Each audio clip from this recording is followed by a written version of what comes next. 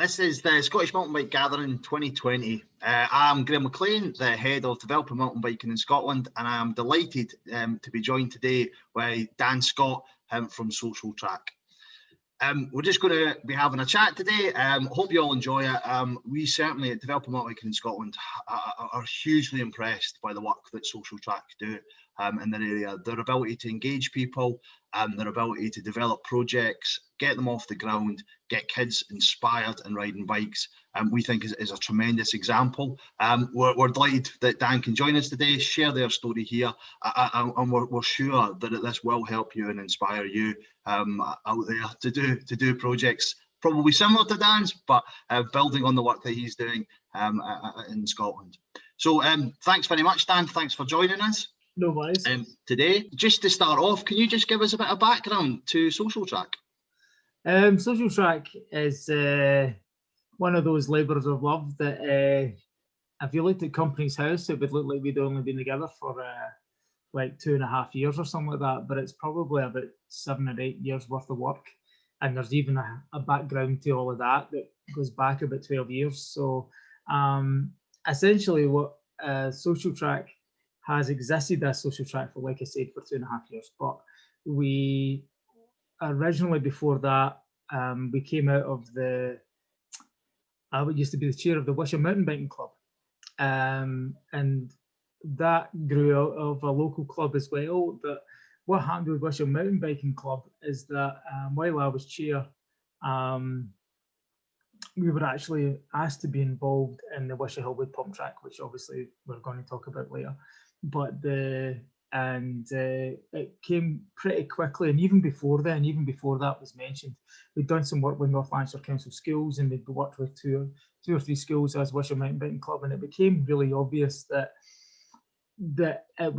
it needed to be a business. There needed to be a business there that actually supported community groups and schools, a non-profit organisation that actually could provide bicycles, it could provide coaching, and that was affordable and could engage with local people and actually had community work at its roots rather than say the sport rather than the activity. If you see the difference, rather than focusing on getting people racing, just get people riding. And it was obvious that there was a group there that needed that. Socialtrack is mostly myself and Neil Morrison, and the combination of the two of us and where we meet kind of makes Socialtrack. My background is social care and social work, and I studied social work at UWS.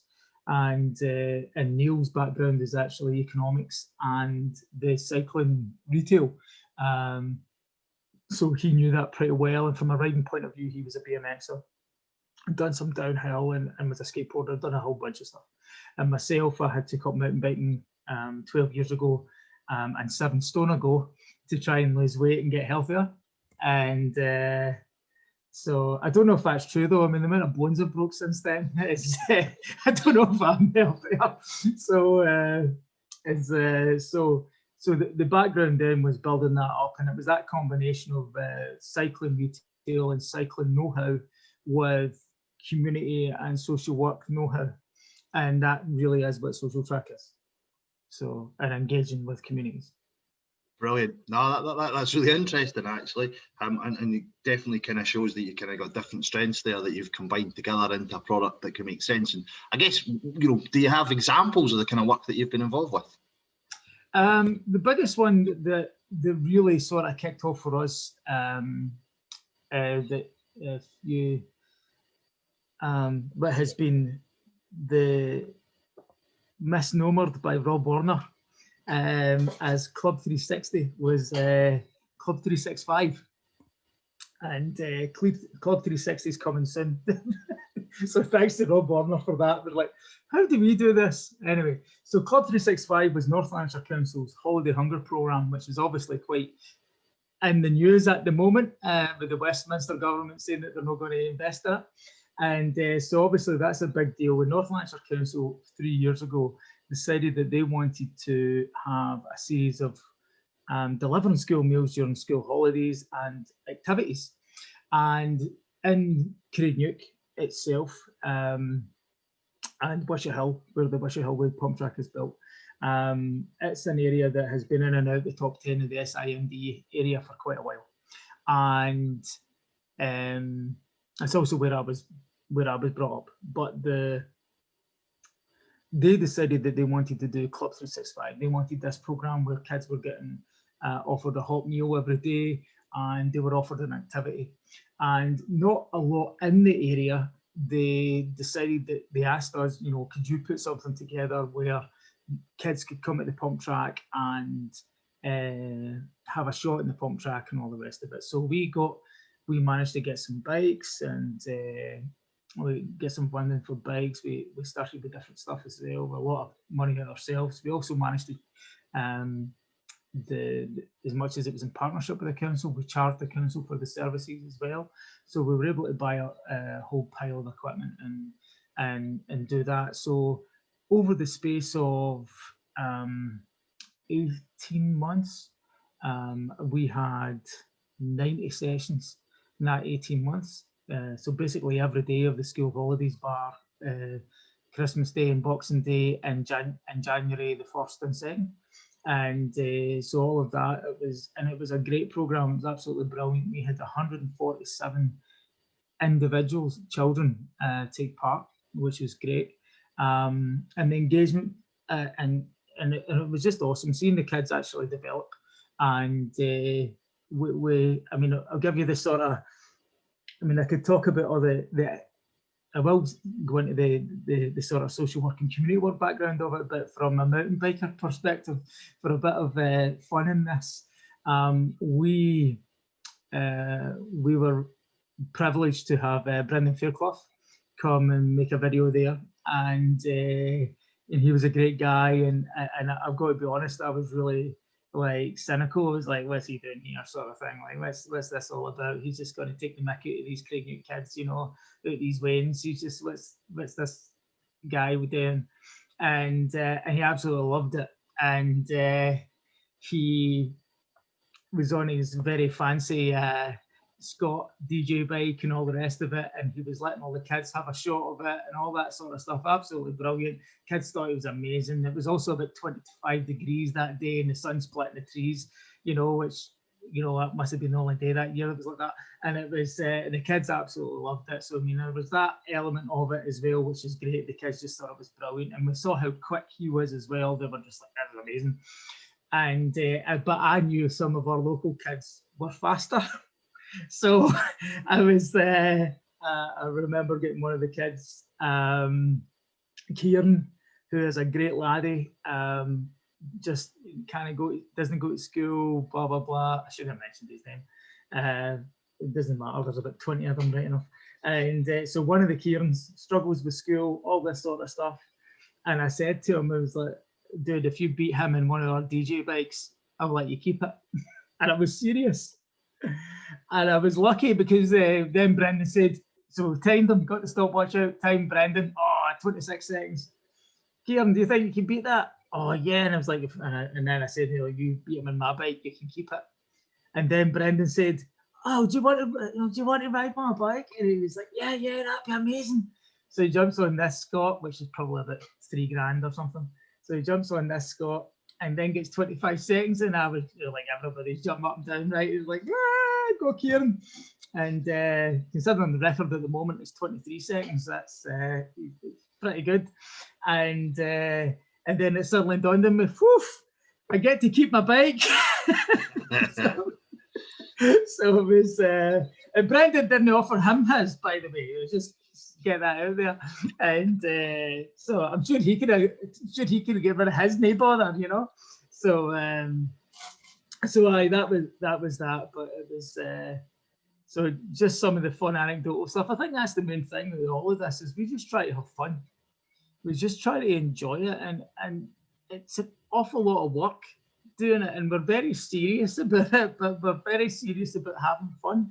And that's the whole thing about pump tracks. You just enjoy them, you know. You don't put for us personally, I know we weren't the first pump track, but for us personally, we try not to put too many rules to it. And you find that, and a bit of faith, and this is where the community thing comes in. you have a bit of faith in the community. You have a bit of faith in the young people to police themselves.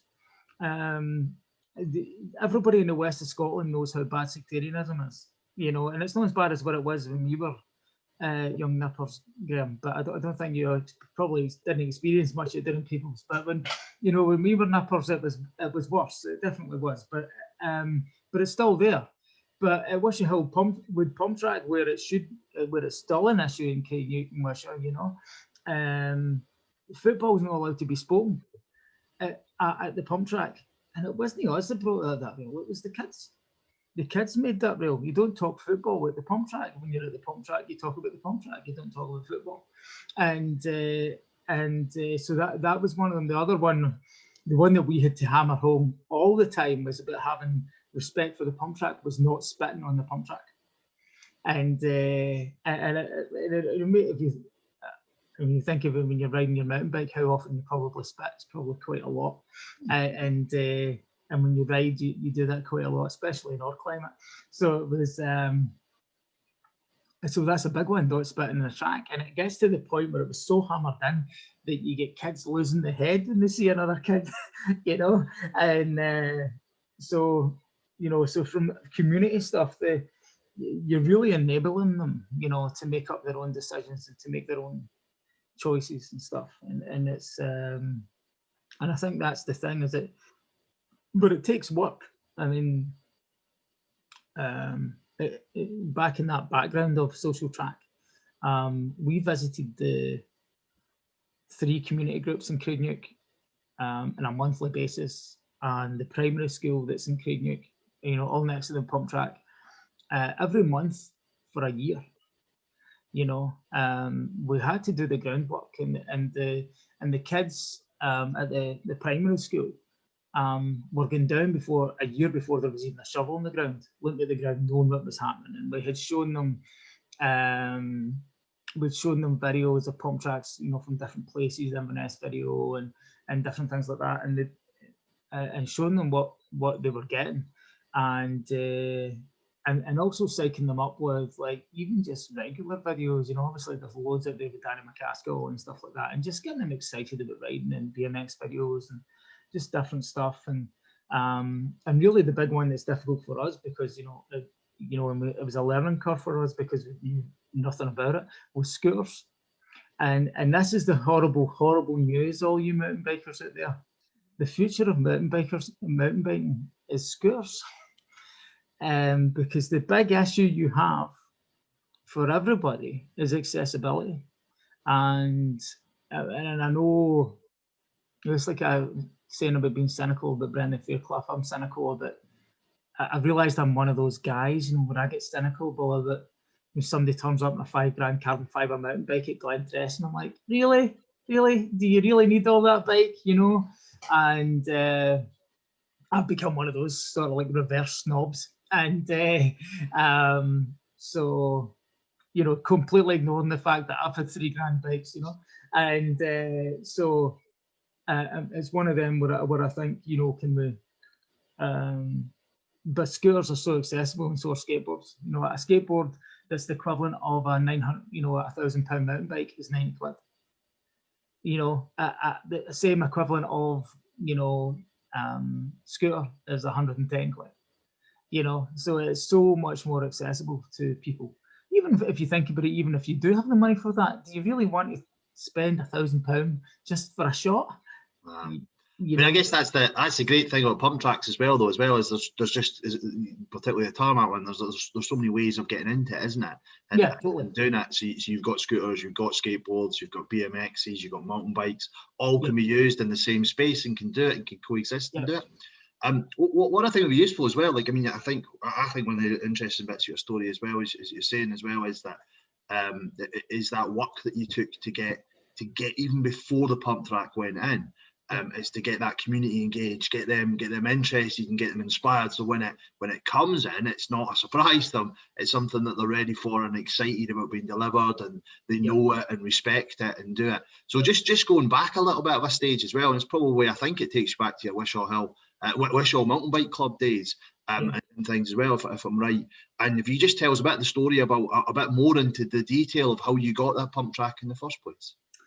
Well, that was the background of that, and I know you want to know about SIMD areas and facilities as well, and they kind of tie in together.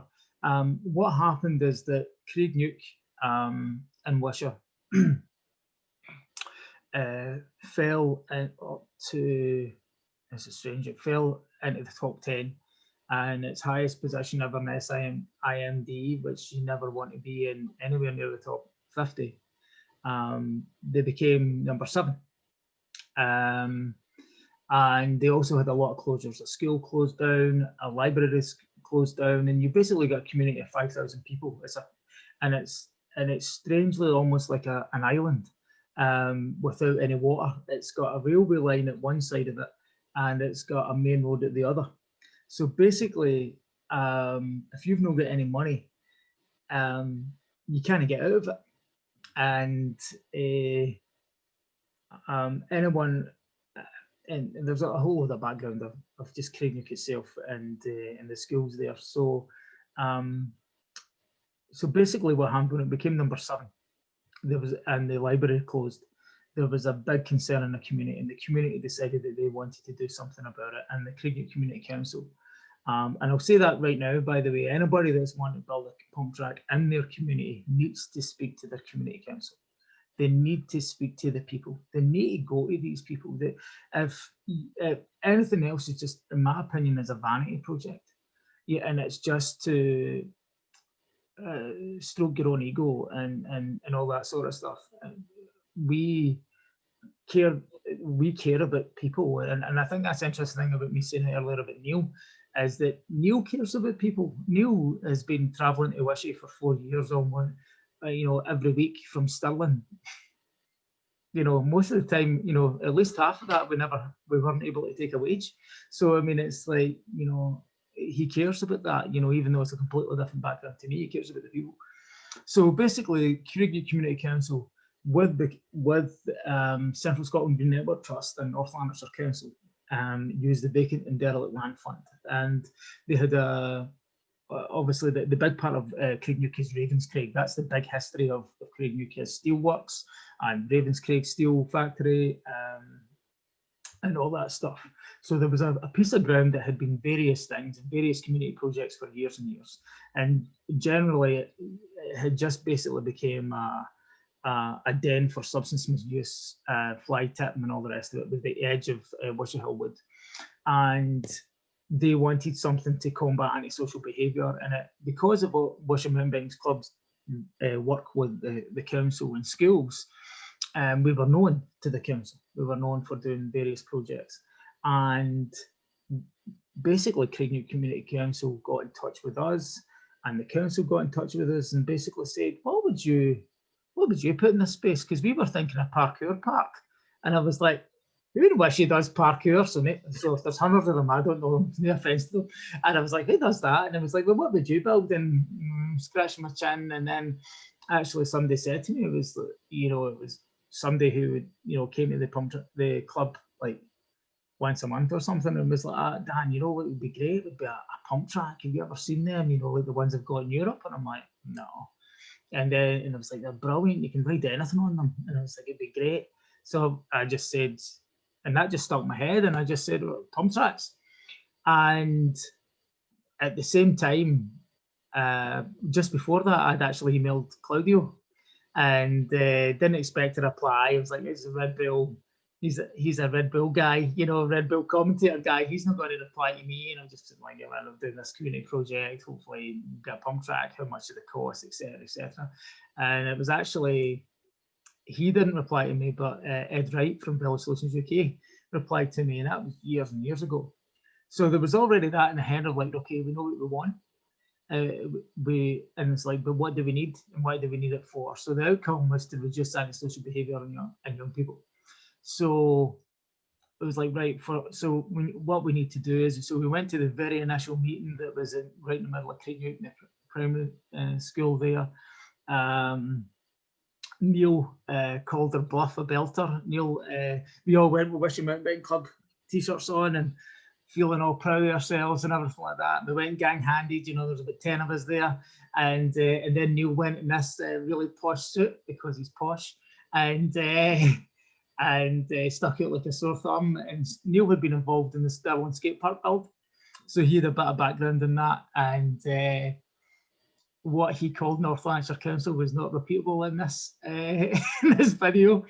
But the chief executive of the council was there, and I was really worried how he'd react to this, and he burst out laughing. So he was like, "Okay, we're on the same page here." And so it was the perfect storm, really. You had a community group that were actually involved with bikes. So as much as Wishawhill Mountain Biking Club was even, you know, we'd done our training and all that sort of stuff, and we were affiliated with Scottish Cycling and all that stuff. We were a community club with no interest in racing. And then we had the council on board who had the land, with Central Scotland Green Network Trust, who were the project management with a great guy, Mike Batley, and who we still work with. And we had this perfect storm, and we had Vela Solutions, who were desperate to do community projects like this. Not, you know, they built some really fancy tracks for some very posh people, but their passion again was community and getting people moving. So you had this perfect storm really came about, but we knew straight away it would take work. We knew straight away we had to speak to the different community groups. We had to learn who was up for it and who wasn't. We had some really vocal people against the pump track as well, from quarters that we never expected to have it from. Mention no names, but they like mountain bikes, and that was not nice at all. But you'll find everybody else will find that out too. You get plenty of people that don't want it to happen, and it was so all that sort of stuff. But that was the reason why was they wanted to, this place, this spot that had become renowned for drinking and drugs and fly tipping and all that stuff, and was a total eyesore, was what they wanted to change. And I wanted to see if they could facilitate change. Now, it wasn't enough. We knew that we needed to be there. We knew that we needed bikes. We knew, because the kids didn't have bikes. They didn't have, well, they had scooters, but they didn't have very good scooters. All this different stuff. We knew that we needed to be there. So then that was a case of, right, well, let's go to work and let's see what we can do, and try and put that together. Brilliant. And like, obviously from there you got it together. I think you got funding through Active Places Fund, and it's quite good to see, you know, we've got the Cycling Facilities Fund coming up as well, 8 million into that. Like, that's probably similar as well in some ways as to the outcomes and certain bits of that fund that we're looking to see that Active Places had. And then I guess as well, moving into it as well, is you got the funding in place. You were then able to then kind of, you built it. Was it quite immediate, the impact that it had there as well, and what were the impacts of it? I'd love to say no, it took a lot of work and all the rest of it. No, it was straight to the word go. It was pretty popular, and what the, you know, Vela Solutions, I mean, I was there every day. I wanted to see this every day, and I remember being jealous when some locals saw the trucks get in before I did. So it was so, you know, we were pretty stoked about it, and obviously there was lots of social media and stuff, and the local press were really involved as well, which is, this is a strange thing as well, another sort of perfect storm and how these things come together.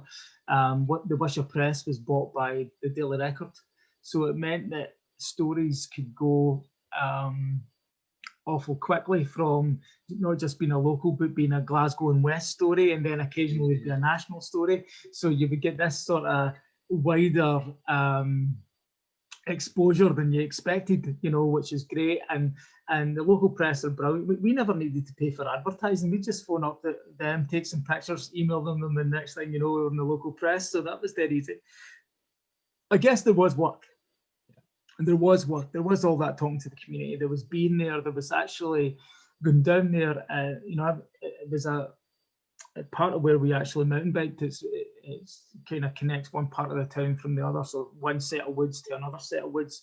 So we would go to the Clyde Valley past the pump track, and if you look on Trailforks, there's about 40 trails down the Clyde Valley.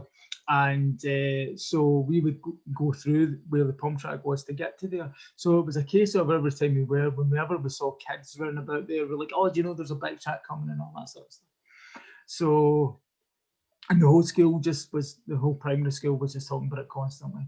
So but I remember going to, it was so busy and it was so, it was getting used all the time. And, you know, it didn't officially open till April, but it was built in December 2017. And so I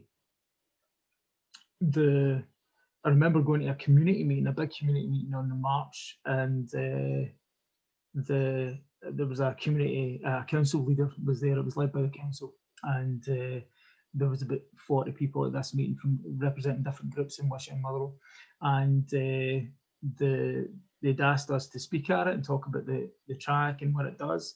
And then that's when we were the head of the local head of the police and local head of the fire brigade were there. And then that's when we heard that you know, the same time last year there had been 74 wheelie bins set on fire, and since the pump track had been built, there'd been none. And antisocial behaviour crime had went from such and such a number to 0. So it was like 120, you know, over the same quarter, 124, I think it was, incidents of antisocial behaviour, and it went all the way to 0 in the same, you know, the next year since the pump track was built. And this council leader was just like flabbergasted. He just couldn't believe it. And he was just like, it's paid for itself already in 3 months, you know. And it was like this quarter is like £250,000 project, because it was more than just the track itself. It was the woods and all the rest of it, about wood management and all that. But it's like, it's paid for itself in 3 months already. Wow. But we've never seen anything like this. And I think that's the thing, is it's having faith in communities, you know, having faith in communities and actually let them do their own thing, you know. And so it's interesting you were saying about, you know, when communities are engaged and involved, they take care of things. Last summer, a group came from Strathclyde University, some teachers from Strathclyde University, some student teachers came round, and I think there was 12 of them or something, and they came to see the pump track. And there was like, we'd worked with another community group, and as much as Club 365 had stopped, we were doing another programme with them where they paid for summer sessions, which was great. And you know, we gave out like 40 like sandwiches and all that sort of stuff. We worked with Lidl as well. Lidl gave us a case of fruit every day. Highland Spring. And this is just how these things, when you're doing something positive, people gravitate towards you and help you out. So I get really offended when people say, oh, you're so lucky. Luck's not part of it, you know, because you push so hard, and it's people acknowledge that and want to help you out. And the other one was Highland Spring. Neil's auntie goes to church with one of the guys who's on the board of Highland Spring, and the next thing you know, Neil came home from the pump track one day, and there was a pallet Highland Spring in his car park, and he, you know, in front of his garage, you know. And it was like, so they were like, oh, we heard you get these kids, you know, give them some water and stuff. And it was like, so all this sort of stuff, and it was so it's pretty awesome how these things come together. And so these guys came from Strathclyde University, and they walked up, and I was like, oh, you Dan? Yeah, hi, how you doing? All the rest of it. And I was like, Dan, can you show us the graffiti that's on the track? The first thing they asked. Can you show us the graffiti that's on the track? And I'm like, there isn't any. And they were like, what? And they just automatically assumed that there would be graffiti in it. I thought, is there some module that they've been learning that, you know, this says something about facilities and how they're engaged with or not engaged with, or blah, blah, blah. And I'm like, there's none. And I'm like, really? I'm like, yeah, there's none. It's their track. Why would they vandalize it? You know, and it's like, and they know it's their track. So it's like, so why would they vandalize it? And they were totally shocked at this, you know. And it was like, I was a bit shocked at it that was the. Then I kind of realised that, you know, it really is their track. You know, they really do identify with it as theirs. You know, the young people there, and if anything, that's a massive win in its own, I think. As well, just in terms of the physical bit of your space and how you, because I think you hire and you've got free bikes that you use for your sessions and the holiday programs and stuff. How are they stored, and how does it all, how do you kind of manage that? So what we have a typical day at the pump track with an activity happening. So whether it's like a holiday program, or at the moment we've just done some school sessions. Obviously with COVID it's been difficult, so with school sessions just now, what we have is we've got the track itself. We helped campaign for a Socialtrack active travel route to go right past the pump track, and it uses the woods as well, so that's been great, and about 3 times the price of the pump track, by the way, and that's crazy the money. And so we've got that Socialtrack path that goes right past the track as well. It's a little bit off the house and estate as well, so that's kind of but it's only about 40-50 yards away from it, so it's close enough to be in it and far enough away not to be in it, if you know what I mean. So it's got that. What we have is we have a van. So Socialtrack is at the moment, at its peak it was 3 full-time members of staff and 7 part-time. Now we've got at the moment, just with COVID, it's been really crazy, but at the moment we've got 2 full-time, 2 part-time, and with different cycling qualifications. The bare minimum that's kind of useful for us is actually cycle ride leader. So just one out there for just having cycle ride leader and being able to use that. A big factor of what we do is incorporating active travel into what we do. So hence why the Socialtrack path and all that sort of stuff as well. You know, we've campaigned for these things too, because at the end of the day, what we try to sell is that when these kids ride the bike, that they actually come here and go from here and then go to the shop, school and work on the same bike. And try to campaign and almost campaign without putting a bit of paper that yes, you can commute to work on a BMX. You know, I've done it. So it's like, you know, and I'm 45 and I've done it. So it's like, it's doable. And so what we have there is we've got, so that's what we've got staff-wise. We've got a van that we use. It's just a transit that we use for transporting stuff. We've got a bike carrier, bike trailer for when we do mountain biking type stuff. And most of our stuff is stored in actually an old garage warehouse. And then at the site itself, we've got 2 containers. So we've got 2 shipping containers, a 20-footer and a 32-footer office. At the moment is what we've got there. We're about to go almost full time at the office and be there all the time. Part of the redevelopment of the land was putting down, it looks kind of like a stone chip car park, but it's closed off from the road. So that's what's used there. Bike-wise, we bear in mind we do active travel stuff and support NHS staff and community group staff as well, with bikes and active travel stuff. All in, we probably have about 110 bikes, about 20 scooters and about 20 skateboards, and more helmets than you can shake a stick at. So it's awesome. It's an awful lot of money. And one of the very first things we did actually was start opening up this accounts and actually selling stuff. And it was to try and top up the money that was coming in. And funders like this, you probably know this as well, funders like to see that you're actually able to bring in some sort of income. You know, and that comes, most of it with us comes through schools, which is why when COVID hit and we thought we were doing great because we were so busy, and then at the end of it we realised we were actually struggling a little bit, was because, you know, the day-to-day sort of fixing bikes and selling components and all that sort of stuff, or even the selling the occasional bike or whatever, isn't our bread and butter. Working in schools is our bread and butter. So when the schools were closed for 20 weeks, we lost 20 weeks of business, and we didn't quite realise that until it was, you know, we went to try and start up schools again and realised we had no cash to do it with. So, but we're getting there now. So. Yeah, no, that's good. Now. So, but yeah, so and what I'll say as well is that We try to sell our services to other groups, and only work with talk to other groups and other pump places. They've got community groups, they've got pump tracks and whatever. We've got 5-6 years experience of this now. We know what bikes work and what bikes don't. We know how to engage with people and how not to engage with people. We know what way to talk to different people at different times. We know how to speak to Graeme McLean, but we also know how to speak to, wee Reese, or wee Kieran, or whatever. We know how to talk to them. We also know, there's times we've had to talk to the police. There's times we've had to talk to social workers. There's times we've had to speak to teachers. And when you get to that level of engagement, they also speak to you. Yeah. So it's so you've got all that physical stuff as well. You've got all those bikes and you've got your container and storage and all that sort of stuff. And it's all the wee bits and bobs, what bikes you need, all what scooters work, what skateboards work, all that sort of stuff.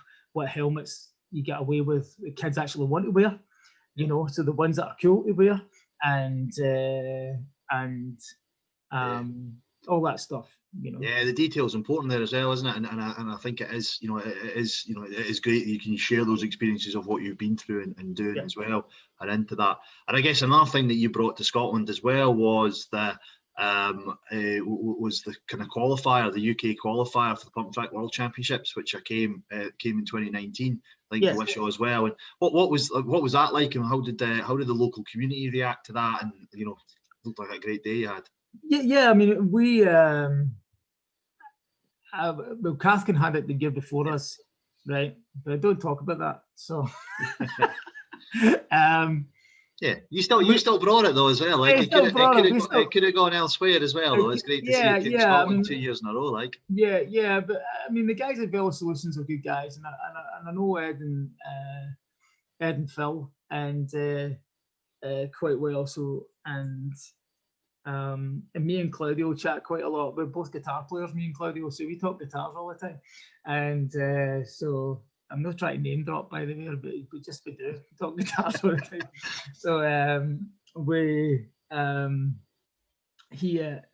so a bit of chat with those guys, and there was an element of that as well. I mean, we knew what we wanted. We knew that we wanted to have it. We knew what we had was different from what Cathkin had. Cathkin was a facility, if that makes any sense. It was like a standalone thing, and it didn't have the same background as what we had. It didn't have the community engagement as what we had. But we had this pump track that we felt was better than Cathkin as well. And by the way, if you're for Inverness is best, and if you're for Edinburgh, Skelf's best, and the reality is this Hoyk is the best. So it's that's but none of them are bad. That's the good thing. And of the Velo Solutions tracks, none of them are bad. So we knew what we wanted, and we knew that we needed to go out there and actually sell ourselves. So it was a case of even we go to Flamboyant every year for the World Cup, so it was a case of we knew that Claudio was going to be there. We'd obviously we'd met Brendan before, and it was like, right, we know, and Claudio was Brendan's manager at the time, so it was like, let's just chance our arm and just be gallus and just go for it. So it was a case of the guys from Velo Solutions UK that we're chatting to a bit more were like, right, is Claudio going to be there? Yeah, he's going to be there, right, okay. And then it was like, I mean, everything gallus, by the way, total chancers. It was every day phoning whoever we knew from Scottish cycling. You getting us into the World Cup? You getting us into the World Cup? You getting us into the World Cup? Until finally somebody said yes. Like, okay, right, there's 5 of us going. And then it was, sorry, I've just lost you about 100 tickets. Everybody's going to try now, and then it was like, okay, Claudio, we're going to the race. Claudio, we're going to the race. Claudio, we're going to the race. When are you going to be free? When are you going to be free? Brilliant. And then it was so after the race and all the rest of it, and I remember like Brendan was dealing with absolutely covered in mud, just coming off the hill, and like different guys and the tech guys are all just strapping us bike behind us, and me and Neil were just like, right, we need to grab Claudio. And it was just after Claudio had his big crash, and so he was still a bit concussed actually, and obviously English isn't his first language, and Scots is definitely not even anywhere near there. So it was trying to be as polite as possible and as clear as possible, and said, you know, we want this qualifier, we want it in our town, we know it'll make a difference, we know that the local people there, you know, they've put in their heart and soul into this track. And I feel like since Socialtrack, pump tracks have got so much bigger as well, you know. So like in our opening day, we had 250 people appear at our opening day. And then we were like, right, we know we can build on that. And this is another part of me and Neil's background as well. Both of us were music promoters in Glasgow. Both of us had been in the Glasgow music scene. So we knew what it was like to get people, we knew what you needed to do to get tickets and bums on seats and all that sort of stuff. So there was that aspect of it. Another one as well is we got all our posters made by a local tattoo shop. You know, so their tattooists, when we spoke to them, and we got all that cool stuff. So like the original Wishawhill Wood Pumptrack stickers and the original poster, you know, they designed that. And I think they've designed about 6 different posters for us. The best one being the Halloween one, which was pretty awesome. And so it was all that stuff, and I didn't know until actually meeting Claudio that he's covered in tattoos. So there was that when we told him that, you know, as soon as I saw his arms had tattoos on them, I was like, yeah, and the local tattooists do all their designs. Like, oh, cool. And they've tattooed the local tattooist has tattooed quite a few bands and stuff like that. So it was all that sort of stuff. And so it was that, and then just that concept of, well, how do we make it happen? And then go to the council and just, you know, talk to all the guys that we knew that were good to talk to at the council, and I said, let's get this happening and get the council on board. And they were brilliant, and they jumped through hoops, and there was a lot of just get it done type stuff, you know. And because you always find people who, if they can stop something from happening, they will stop it from happening. You always get that. So the actual race day itself, that weekend, probably one of the most stressful weekends in my life, and I don't think I slept that entire week. So it was, but that actual weekend itself, we had 1,400 people there over the weekend. The practice day on the Friday was a huge day. Actually, it felt, it was so busy, and it just, and I remember I remember about 2:30 thinking, the schools are getting out. This place is going to go bananas, you know. And it was the weekend after the schools had just started, so we knew it was, these kids have been in school, back in school, absolutely hating it, can't wait to get out, it's absolutely roasting, this place is going to be jumping. And I remember at 3 o'clock, it was so busy on practice day, it was crazy. And what had helped is a Thursday night, we ran a Thursday night session at the pump track every Thursday night. And that Thursday night, we had 80 people turn up just to ride the pump track, you know, and it was mobbed, and it lasted all the way to like 1 a.m. It was crazy, and I was like, oh man. So it just kept snowballing and snowballing. And these kids just, you know, so you had all the Red Bull big DJ booth there, and Red Bull do a lot as well, where they get people interested in the build up as well. So there was like Red Bull had different events on up to the race.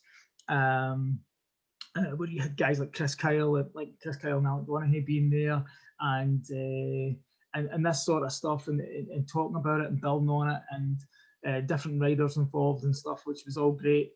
And getting BMX involved there was really important as well, because it sometimes can feel. I think that's a great thing about pump tracks, by the way. If there's any community it's really helped, is, I mean, the joke is that mountain bike and roadies don't talk to each other. The reality is it's mountain bikers and BMXers don't talk to each other. And all of a sudden pump tracks came along and they were in the same space and had to talk to one another.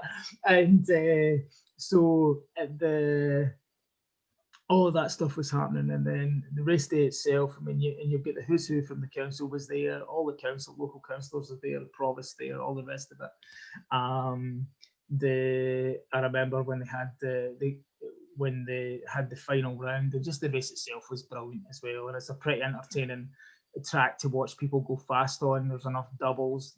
We've got the hardest berm to ride in any of the pump tracks probably in the UK, which, you know, is always one that if you ride it too extreme, you're flying out of it basically. And so all this stuff, so that was all great. The racing was brilliant, and seeing guys, you know, hit the 24-second mark and all that sort of stuff on it was all pretty exciting. Seeing Dasa Polakova, who's now at BMX track in Knightswood, you know, race was brilliant, and highlights to me how it affected the community for me. There's loads of bits, but the one that I still remember is that Dasa, when she was involved with Club 365, she was such a hit with the girls, and she made the girls be there all the time. And at the pump track, what I think is great is the amount of girls that go, and we're probably about half and half when it comes to the pump track, and boys and girls. And Dasa being there really made the difference. Having somebody, and she was great at that. She was great at talking to the kids. You know, she was from a rough neighborhood herself, so she got the kids totally, as much as, you know, she's from Slovakia and, you know, and all that stuff. She got the kids like straight away. And one of the highlights for me was on Dasa's last run, when she came out one of the berms, and there was all these kids, and you actually can't see it in the video of the race because it pans her, and they're all actually in this divot. So you get these like 20 kids that you couldn't see because they're in this divot of where the berm is. You can't really see them. And but I remember standing, watching her going, I'm like, man, she's going for this. And I remember as she came out that berm, all these kids were like, Dasa go! And I was just like, oh, I was crying and everything. I was a bubbling wreck. I was just, they were like, it was so great to see that these kids had somebody to shout for, you know, and all that. And so yeah, and then just this week, so all of that stuff happened, and then just this week, one of the key figures from Craignew Community Council has resigned. She'd been there for 10 years, and she's done an awful lot of work. And she said, spoke to her this week and just said, you know, thanks for all the work that she'd done in getting the pump track built, because it wouldn't be there if it wasn't for her. And saying that to her, and she said, Dan, the whole 10 years and all the ups and downs and being involved with the school closures and the school closure and the library closing in Craignew, I would have never, ever have thought that we would have had an event like that in Craignew. Never. And she said it's definitely the crowning moment in my 10 years. And I thought, wow, that says it all, really, you know. And yeah, it's quite often as well, isn't it? When with all these projects as well, there's a load of people behind the scenes that are not in the BMX, not on the mountain bike, or any scene that are really important to make this happen. And I guess as well, just, I mean, looking forward as well, we got that there. What are the kind of next steps for Socialtrack and for pump tracks in Lanarkshire as well? It's really a tough one to answer, to be honest, because again, in the background, you've got lots and lots of people involved, and you've got lots of desires, and you've got lots of people responsible for different things. So, I'd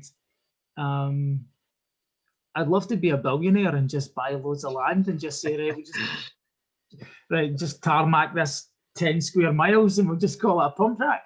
But I think that the next thing for Socialtrack is for in Lanarkshire is for us to, you know, as much as we're a non-profit, we're still a business, and we believe in what we do. We believe what we do has made a difference, and we've got the proof now. You know, we've had to learn all these things. You need to write things down, and you need to document things and actually show that you make a difference. And it was one thing knowing we make a difference, but being able to show other people that we make a difference and it's even different how we speak to organisations now. You know, how we spoke to Cycling Scotland 4 years ago as opposed to now is completely different. You know, how even speaking to yourself, you know, it's different, you know, from what it was back then, you know, because it takes time to build relationships and partnerships with different people. Now that we've done all that, what we're trying to say to people is that we can help. You know, it's like, you know, we can help you find funding, we can help you find, you know, we know the companies to talk to, we know how the training to go look at, all that different stuff, and so that you keep yourself right and you do a good job. And so our thing with Socialtrack at the moment is we want to see more pump tracks in Lanarkshire. West Lothian is knocking it out of the park. They're building pump tracks, and yes, there's an element of building pump tracks for pump track's sake, because they do make a difference. There's something special about them. They make a difference, and there's no question about that. But there's something even more unique about Wishawhill Wood, where we've been involved from even before it was a bit of paper, never mind anything else. We've been there from the start, and there's something different about being involved right from the start and actually being engaging with communities. So what we're trying to do now is we want to see more pump tracks in Lanarkshire. We want to see them serving communities, because that's the thing. As much as we had, I mean, look at Hoyk just now. Hoyk's an amazing pump track. It's absolutely stunning, and I'm blown away. I was blown away when I went to Hoyk, and it's captured the imaginations of everybody as well.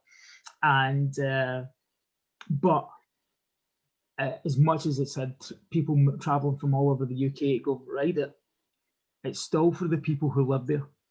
Yeah. You know, and it's the same with the Wishawhill Wood. It doesn't matter that Chris Kyle and Ali Clarkson and all these guys have ridden the Wishawhill Wood Pumptrack. It matters more that those kids on Gateside Road and Meadowhead Road ride that track. And, you know, it matters more that they're the ones that engage with it. And it's, it was great. It was great pride to actually tell Claudio just a couple of weeks ago, when we were talking about building more tracks, and like, what sort of stuff can we build in Lanarkshire? What sort of stuff can we do? How can we incorporate skate parks into our pump tracks and all this sort of stuff? And I said to him, you know, see, when it's not raining, there's still 100 kids visiting that track every day.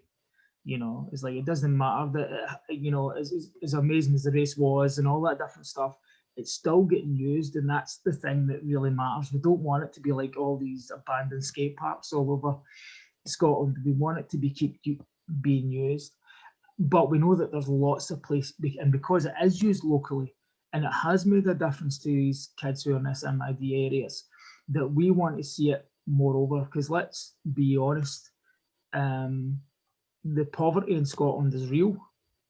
It's more widespread than people want to admit that it is, and also the other side of it is that when it comes to mountain biking talent and BMX talent and action sports talent in general, these are the places where the next crop are going to come from, you know. And we've got proof of that. You know, Danny McCaskill wasn't born into being a millionaire, you know. Neither was Chris Kyle, regular Joes. And I think that's the thing, is it's just trying to, that's where, and like I said about that laddie Kieran, you know, and it's tough because we don't see Kieran anymore, you know, and Kieran's family are involved in all sorts of organised crime and all sorts of stuff like that, you know, and you worry where these kids go, you know, and that's the sad side of it, you know. But the whole point is we want to see more in Lanarkshire. We want to see more. We want to see more of that good stuff happen. That's brilliant. I mean, I think from ourselves as well, you know, we're responsible for overseeing the national strategy for mountain biking, and we can see these links as well that I think that you have from the sports side, and that ability for kids to go and access it, and then the chance that they have there to have success on the world stage as well. And we're really hoping, you know, you've got Mark the Cat, you've seen in the inspiring video that Red Bull did as well, and you can through, and he's got that local accent, the kids can look up to him and do it. Kieran's this world can see what I could be at that level as well.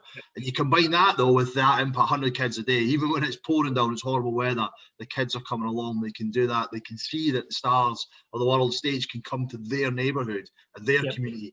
And like, I think really importantly, you said as well, it's their track. And I think it, you know, what you've done well with that as well, in my opinion, is you've brought in that ability to make it their track. You've owned it. You've helped them push it forward through Socialtrack and your partnerships, and then you brought others into it as well, and you've made those partnerships work as well. So it's really important that you can bring in the Central Scotland Green Networks of the world, you can bring in the community council, you can bring in the local authority, and I think that's definitely a model that we want to see more of as the Cycling Facilities Fund comes and goes as well, it comes into it as well, so we can have clubs working with third sector organisations like Socialtrack, who then as well are working with local authorities and then working with the schools, and we get that network there where communities can own the space. And you know, like you say, as well as that, you know, it's not going to be a panacea for all of Scotland's problems, but hopefully it can make people's lives better if we can do more of these kind of projects as well. And you know, finally, just, you know, I'd like to really thank you for your time and recording this for today, and I'm sure it will be a great feature as part of our gathering, and hopefully inspires people to go out and do that. And yeah, thank you very much. Well, thank you for the time. I hope that it does inspire some people, and you know, and we're quite willing to talk to people and see how we can work with them, and that's what we like to do. And and get out there and just see some smiling faces. The difference it will make in your life personally it'll change your life, you know. So yeah, Brilliant. It's all good. Thanks, Graeme. Thank you. Thanks, man. Thanks, Dan. Cheers, man. My amble there, finishing up there as well. I mentioned as well a video with Mark the Cat, which Red Bull produced, and it introduced Socialtrack, and we'll hopefully splice this into this video here on recording to show at the gathering.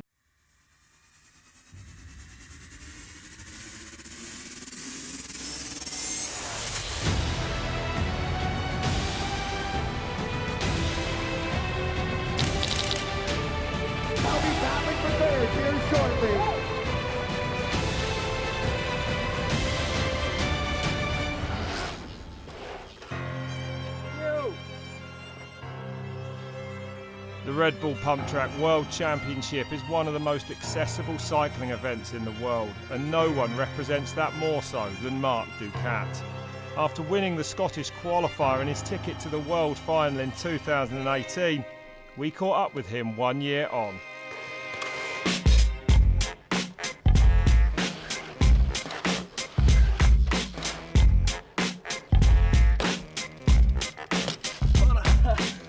Going to put subtitles on this. A lot of people don't understand. Like, even though I speak English, it's like, is he? We are at Caskinbraes Pumptrack, where the UK qualifier was last year, where things started to go right for me.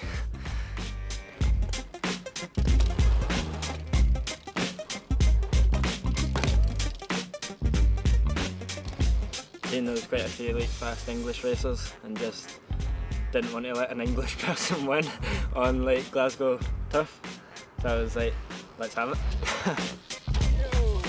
it. Since the World Final, I've been lucky enough to be sponsored by Velo Solutions. It's given me more opportunity to ride my bike, which is in the end what I want to be doing.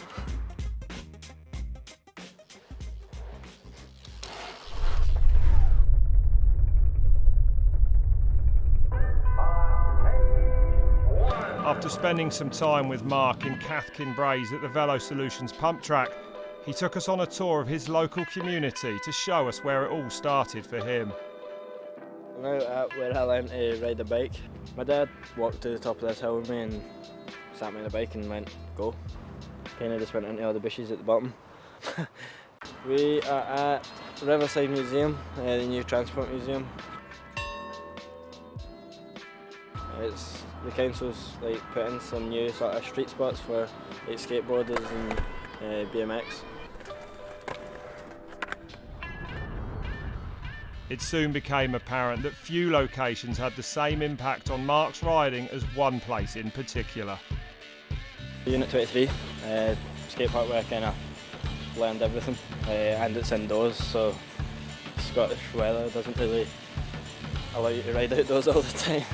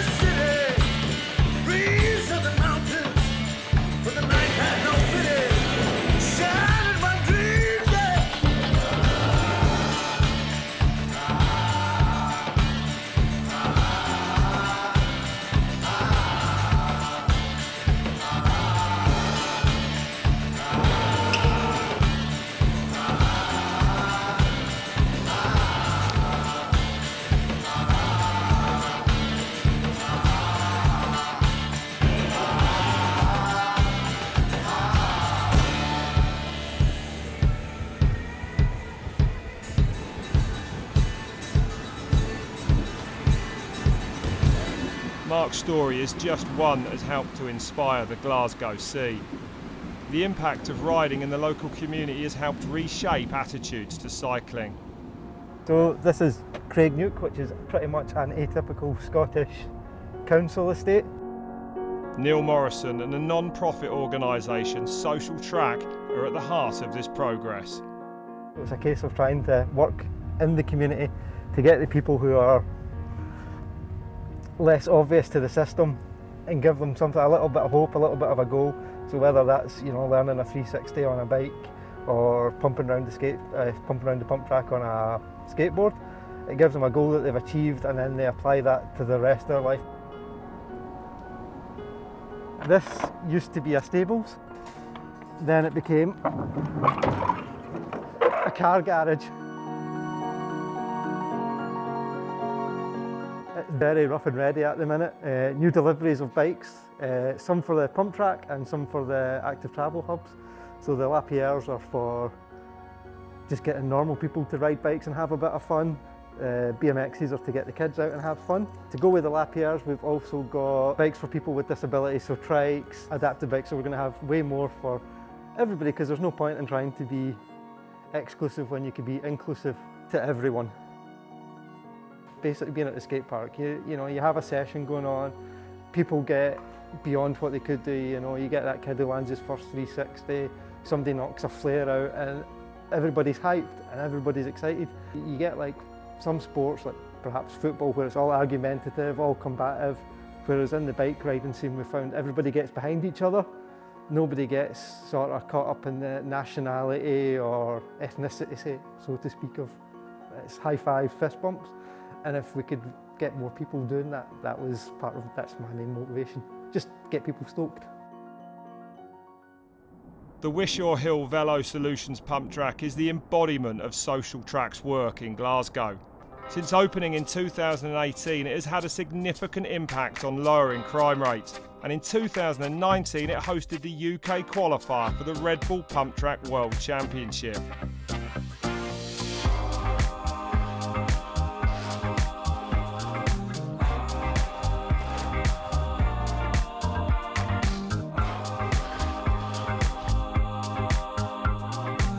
Since the pump track's been here, the social impact has been massive. Now families have a place where they feel safe that they can bring their children to ride bikes. Socialtrack's main involvement is coaching and bike hire. So children that don't have a bike are able to actually get a bike to ride. The local police, the local council, the local fire brigade, they're saying that antisocial crime is down 55%. Last year, Mark Ducat winning the UK qualifier through in Glasgow was a real positive and a real role model for a lot of young riders. The fact that Mark was relatively unknown, the fact that he had the same accent as them, they could relate to him. He wasn't a guy from California or somewhere like that. All of a sudden the penny clicks, you know, that's something I can do. What's even better is that some of them look at him and go, I'm faster than that. So there's already people who feel that they can really grow in potential and actually compete on a world stage. With the Red Bull Pumptrack World Championship coming to Wishawhill, the locals were ready to welcome the rest of the UK and show them what they are made of.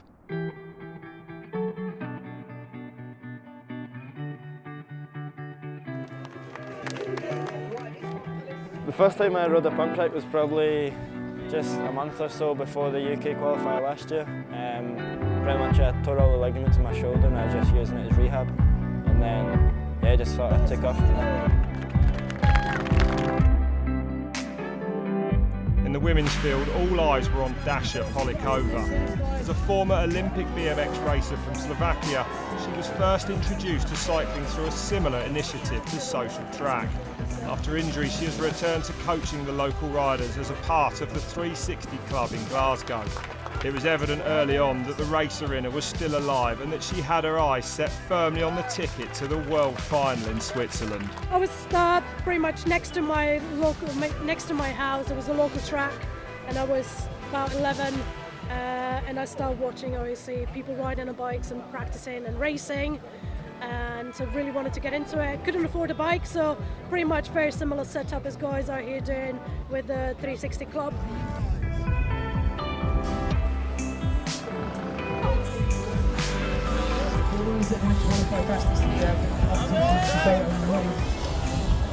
Pump tracks are good for all ages. Like, it kind of teaches you the fundamentals of, in a sense, skate park etiquette.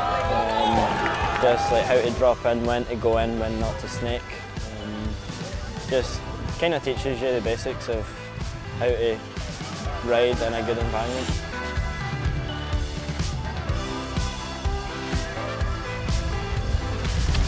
so the local kits can be a bit challenging, but that's obviously, you know, what I'm trying to achieve as well.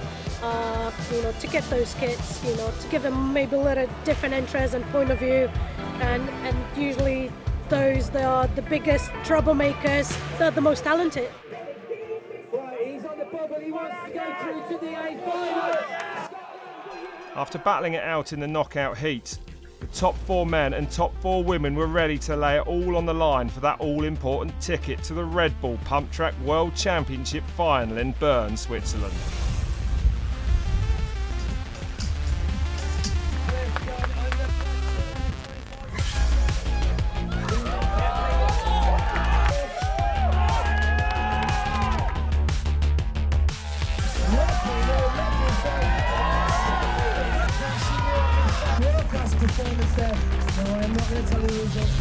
It was now time to find out who will take that all-important win here in Glasgow. Put your hands together for Dagmara Polkova!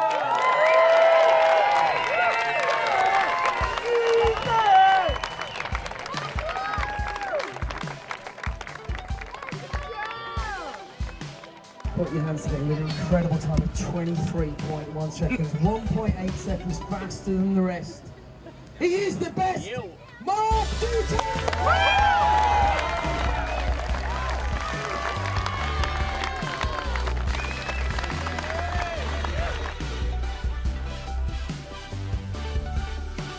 Super cool that Mark Ducat made it again to the final in Switzerland this time, but this time he was on a 26-inch bike, while last year he actually won on a BMX. What's even more cool is that the local community really came out. I was hoping that I'm going to win it, but obviously you never know till actually get a win. But yeah, it was great fun. There's a lot more pressure going into this year's race. Everyone else smashed it as well. Pete was going really quick, and then because we didn't know the times, like until they announced it, I was like, oh, I'm just buzzing. With 25 qualifier events around the world, the Red Bull Pumptrack World Championship, alongside Pump for Peace and community initiatives like Socialtrack, has seen first-hand the impact of cycling. The World Final will be the ultimate showdown of riders from around the globe in Bern, Switzerland on the 19th of October. Who will take the 2019 title is unknown, but one thing is for sure: pump tracks are changing lives.